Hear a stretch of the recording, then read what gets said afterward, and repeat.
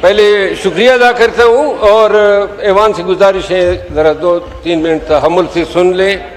2-3 باتیں کرنا چاہتا ہوں. میں ایڈوانس میں سب سے معافی مانگتا ہوں, کوئی مجھ سے ناراض نہ ہو. پاکستان تحریک انصاف سے وابستہ رہا, اس کا ممبر بنا, 3 دفعہ نکالا گیا ہوں, 34 دفعہ نکالے جانے کی مجھ میں سخت نہیں ہے.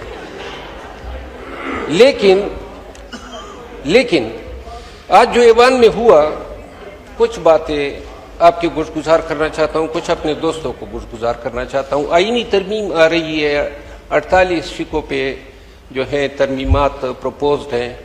بجائے اس کے کہ ہم ایکیڈیمک باتیں کرتے, ہم ان شکوں پہ کوئی گفتگو کرتے, آگہی دیتے ایوان کو, عوام کو.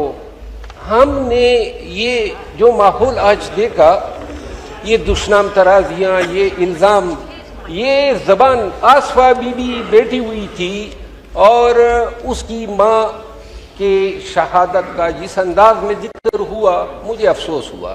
وہ بیچاری بیٹی یہ کیا سوچتی ہوگی, ماں مر بھی گئی, جتنا ظلم ہوا. اس کے بعد آج ایوان میں بھی ہم اس کو سیاسی سلوگنیر کے طور پہ استعمال کر رہے ہیں.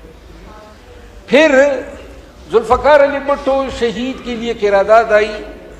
ہم سب جو سپریمیسی آف لا پہ یقین رکھتے ہیں, اس وقت ڈکٹیٹر کی ایما پہ اس کو شہید کیا گیا. یہ ریزولوشن تقاضا تھا کہ پوری ایوان یونانیمسلی پاس کرتی. ہم نے ہاں یا نہ میں ہوا, لیکن یونانیمٹی نہیں آئی. پھر اسد قیصر صاحب نے باتیں کی.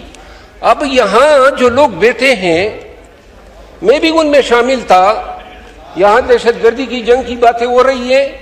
یہ پورے ایوان کے تمام لوگ مل کے بھی اس دہشت گردی کی جنگ میں اتنی قربانی نہیں دے چکے ہیں جتنے میں اور میرے خاندان نے دی ہے, جتنی لاشیں میں نے اٹھائی ہیں, اور جتنی قربانیاں جو ہیں اس ملک کے لیے. صرف پاکستانی پیدا ہونے کا یہ وجہ تھی کہ زندگی جو ہے اس ڈب پہ چل رہی ہے کہ پتہ ہی نہیں چلتا ہے کہ خوشی کیا ہوتی ہے. اسد قیصر صاحب نے جو تقریر کی, آپ کو احساس ہونا چاہیے کہ اسد قیصر صاحب, اب ہمارا لیڈر جیل میں ہے عمران خان.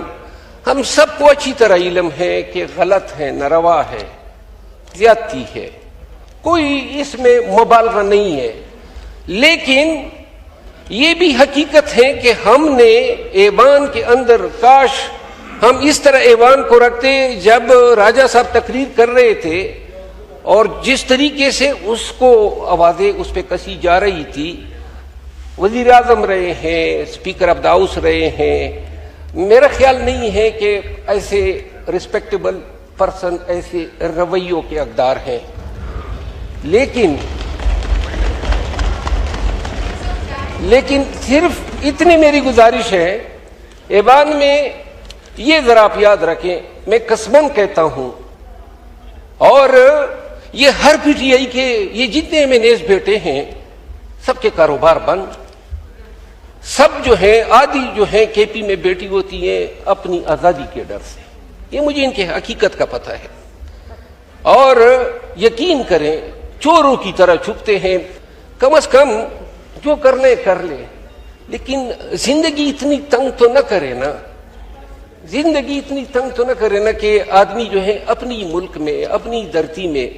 میں ممبر نیشنل اسمبلی تھا اور میرے بچے ڈر کی وجہ سے, اور اللہ کی شان دیکھو کہ میں نے مارچ میں ان کو لایا پاکستان. یہ ملک ہمیں یعنی کوئی ہندوستان کا تھا نہ کیوں دے, لعنت بیچتے ہندوستان پہ. ہم اس مٹی کے ہیں, اس ملک کے ہیں, اس کے لیے جان بھی حاضر ہیں, اور ہم اس ملک کے کام آ سکے, اس سے بڑی سعادت کیا ہو سکتی ہے. یہ غلطی ہماری طرف سے بھی ہے کہ ہم آوازیں کستے ہیں. پورے ایوان کے تمام سیاسی کارکن مل کے سب نے اتنی جیل نہیں کاٹی ہوگی جتنی پریزیڈنٹ آصف علی زرداری نے کاٹی ہے. تو لہذا اس کو چور چور کے نعرے کہنے سے کیا حاصل ہوگا. ہم ویسی ماحول خراب کر دیتے ہیں اس ایوان کا.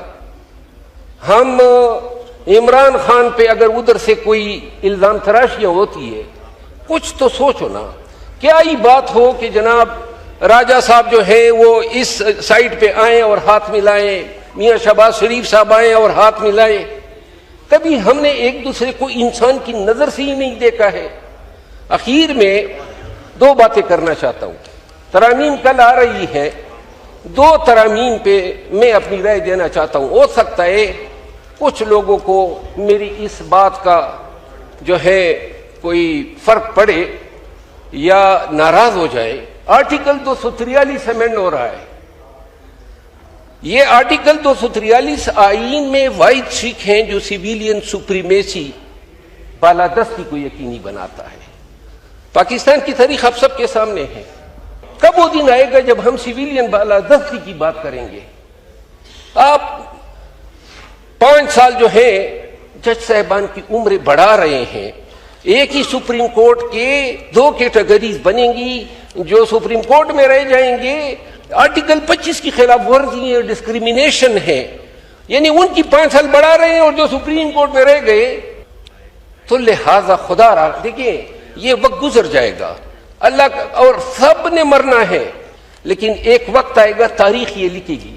کیوں آج ہم اپنے پیروں پہ کلاڑی مار رہے ہیں صرف عدلیہ کی آزادی؟ دیکھیں یہ عدلیہ یہ نہ سمجھے کہ یہ پی ایم ایل این کی ہے یا پی ٹی آئی کی ہے. یہ اس ملک کی عدلیہ ہونی چاہیے جس کو بلا خوف انصاف کرنا چاہیے.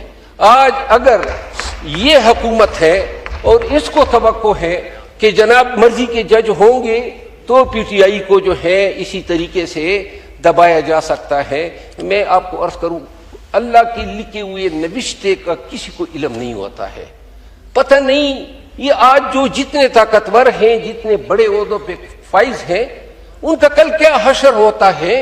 تو لہذا یہ ملک, یہ عوام توقع رکھتے ہیں. آپ اپنے ہائی کورٹ کے ججز کو آخری بات سر پلیز, آخری بات یہ عوام توقع رکھتے ہیں کہ ہم مل کے ان کے تحفظ کے لیے, بنیادی انسانی حقوق کے تحفظ کے لیے, جمہوریت کی بالادستی کے لیے اور قانون کی حکمرانی کے لیے قانون سازیاں کریں گے.